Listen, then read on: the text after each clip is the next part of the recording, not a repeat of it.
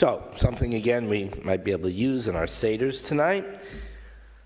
One of the most complicated aspects of the story, and of course of the Haggadah, is the 10 plagues. And you can see it in the Haggadah itself, because the Haggadah can't decide what it wants to do with the 10 plagues. So it does what's usual. It brings in every possibility, right? So you have actually 3 references to the 10 plagues. Resulting is, if you do this custom of removing a drop of wine, for every reference, you end up doing it 16 times, not 10. Because you have this quote from Joel, the prophet Yoel, a few words that referred to the plagues. They don't list the plagues, but they refer to the plagues. And that's brought in.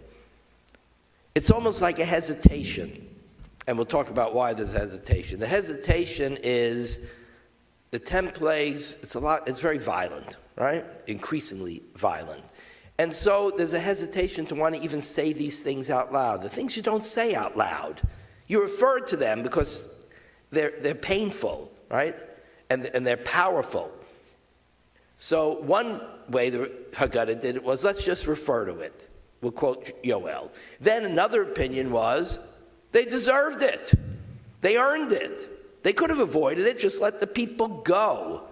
And it comes so real in our period of time now because they're all talking, or all sorry about the massive destruction in Gaza.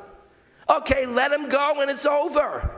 It's the same thing in the story. There's no plagues of Pharaoh lest the people of Israel go. There's no suffering.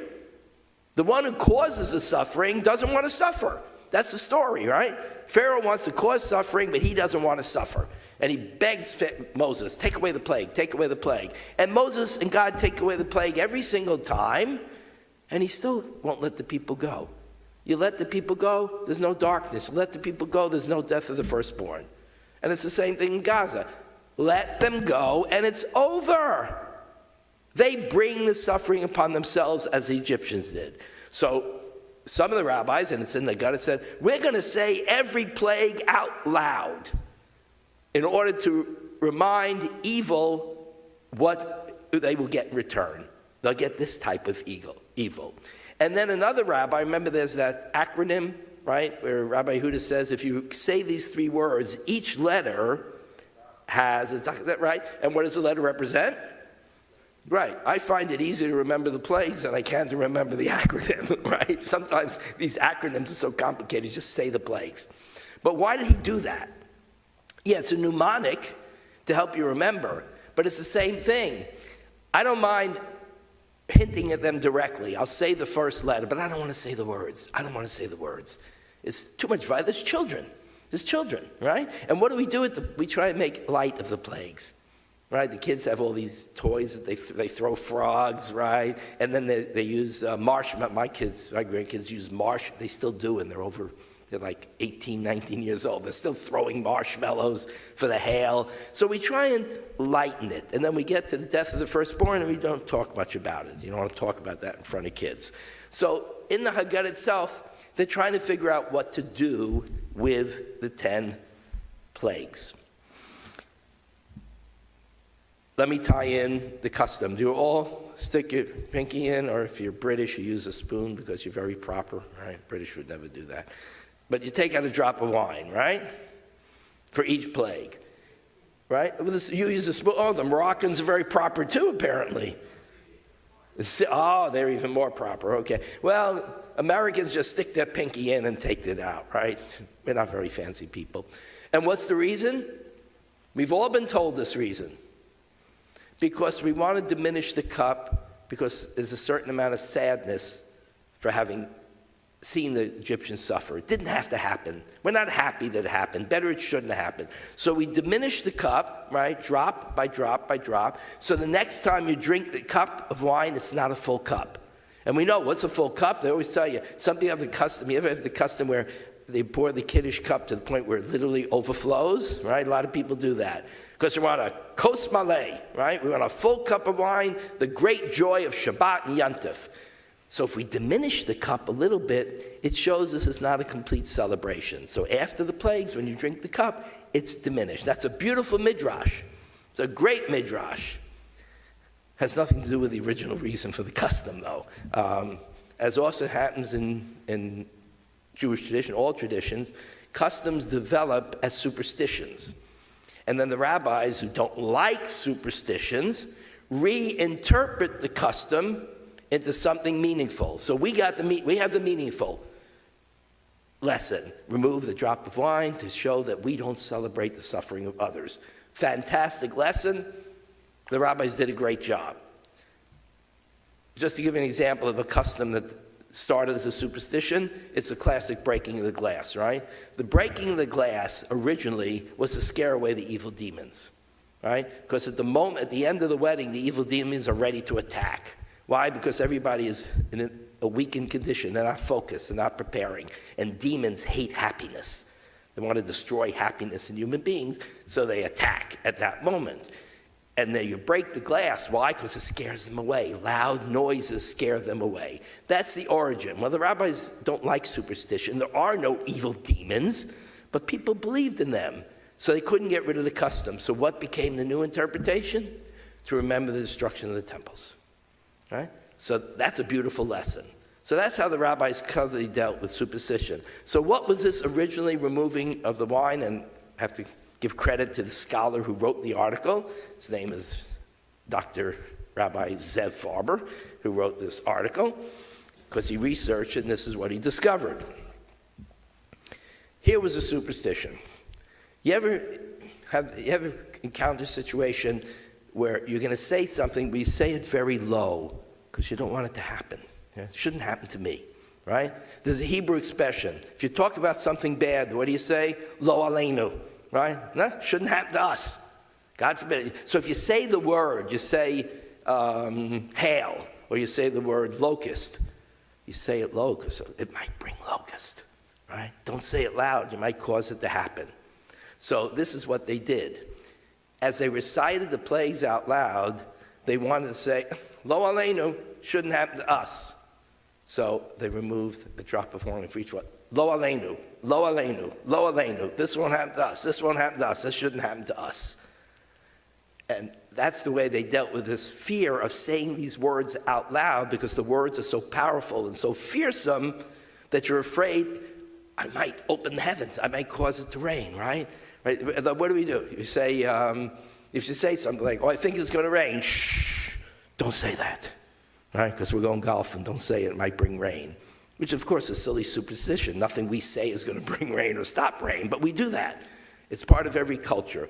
That was the origin of it. And then the rabbi said, well, of course, these plagues have nothing to do with you. The Egyptians got the plagues because of the evil behavior. So you don't have to worry about it. They eliminated the superstition and they reinterpreted. Now, one more thing about the most difficult plague to understand, and that's the darkness, right? The Makat Bechorot is the one that's outside of nature. Everything else is within nature. But the darkness is a very, very strange plague. And there's multiple interpretations. One is, it says specifically, it was so dark they couldn't move, right? They were stuck. Like a thickness to the darkness. Maybe an overwhelming amount of sand had blown in. If you've ever been in a sandstorm, you can't move. You just stay still. Well, that's what they did to the slaves. They chained them so they couldn't move. So maybe it's punishment. You didn't let the slaves move around. That's the whole definition of slavery. You can't move around freely, right? You're stuck. That's when you're behind the iron curtain, you're a slave, because that curtain has closed in on you. You can't move freely. Freedom of movement is a very important concept in a free society. And so that's one interpretation. But there's another one. And that is that, what did God create? The first thing he created? Light. He created light. Now what does he do for the Egyptians? He creates darkness. It's the opposite of creation. It's the reversal of creation. In other words, the Egyptians behaved in such a fashion and then refused to undo it by letting the people of Israel go, that God undoes creation for the Egyptians. They no longer have light. They don't belong in God's creation because they're too evil. Now they have darkness. It's a reversal of creation. And if you look at the rest of the plagues, it kind of gives a lot of credibility to this interpretation, because if you divide the plagues up, they have the following. They have blood and frogs. Where does that happen? In the water. Wild beasts and cattle disease. Where does that happen? On the land. Hail and locusts. Where did that come from? The sky. Water, land, sky. Look at creation. Day 1 and day 4, sky. Day 2 and day 5, water. Day 3 and day 6, land. Creation is the separation of light and darkness, the separation of land and water, and the separation of land from the sky. God reverses all of that in Egypt. Everything that was separated now gets mixed up. The frogs are not in the water, they're in Pharaoh's bed, right? And the skies open up, and the hail comes down. And the wild beasts that are supposed to be over there, now they're over here eating up the Egyptians. So it's entrance into chaos, right? Entrance into chaos. And then what's the final act of redemption? The Red Sea, right? What happens in the Red Sea? For the people of Israel, land and water separate like they're supposed to, and you go through. But for the Egyptians, land and water collapses on each other, and it's the end of creation for them, and they're destroyed. So the 10 plagues parallels the creation story, and the 10 plagues with the darkness reverse creation. You Egyptians no longer belong in this world that I created. Jeff? Oh, you're taking it metaphorically, and that's perfectly legitimate because the prophets use that metaphor as well, right? Nebuchadnezzar is sent to punish the Israelites for their abandonment of the monotheistic belief in God, and they're following paganism. And the use of locusts is even done in reference to armies descending upon you, right? So yes, you could take all the plagues metaphorically, yep, and they are destroyed. Exactly, in the end, right? But it's also going to be a future prediction, right? If you behave like Egyptians, this is what will descend upon you, right? When you reach a point that you're no longer worthy of being part of God's creation, then he wipes out the separations of land and water, sky and land, right? Light and darkness, and darkness descends upon you, and you can't move anymore because you don't belong in this world anymore. And so I think of the tunnels when I think about that, right? They hide in the darkness of the tunnels. They've gone deep into the earth. That's a reversal of God's creation. And when you do that, you're no longer worthy of being in God's creation. Thank you, Rabbi. This was beautiful. I loved the Ze'ev story. I will take my 2 minutes to something maybe is useful for you, Seder. Rabbi mentioned about the drops of wine from the Kiddush cup and from the four, so it's with the minish, but the origin is different. You just heard, beautifully said. I will have to try to bring some light on why we say lechaim when we drink wine. Okay? Again, the origin is not a Jewish origin. Greeks in the mind. By the way, you know that entire Passover Seder is built on a Greek structure of meal, no? All the idea of karpas is the hors d'oeuvres they used to have, and then the big meal. So the structure is the same of a luxury Greek meal. But so when a Greek host will invite somebody to have wine with him, the first thing he will do is to take the wine from the barrel, take a glass of wine, show him that it's not poisoned, drink, and say, Salut, Salut, you can drink, nothing will happen to you. We can share wine. So that's the story in Greek. Jews. There's something in the Talmud that says, Nichnas yain yotze sod. When you start drinking, you bring wine inside of your body, secrets will go out. So usually you don't drink wine with a shmegege, you drink wine with somebody you love, with a friend. So what you will say to him, you know what, in a couple of seconds, my mind will start a little bit blurred because I'm start drinking. And I hope that everything I will say to you will build and not destroy. It will be something positive. So I say, L'chaim. Let's hope that whatever you will say to me and I will say to you will be to build our relationship, will be to build and not to destroy. Nice? I like it. And one more shtick I learned this year, maybe you know it already. Elijah the prophet, who came yesterday to your Seder, I know that for a fact, and came to mine too, will come again tonight. The origin of inviting him. So you know the famous story that he is near Haifa, in Mount Carmel, and he sees Jews worshiping Adonai from one side and Baal on the other. So he said, "Matai atem poschim at she'af." I cannot stand that you play two games, you worship God and whatever. And he says to God, they abandon your breed, they abandon your covenant. So that's why in every bris we have the kiseh shel Eliyahu. So in every breed, Eliyahu needs to be there, seeing that every Jews are still coming to the covenant. That's one explanation for the Brit Milah. What about in Pesach?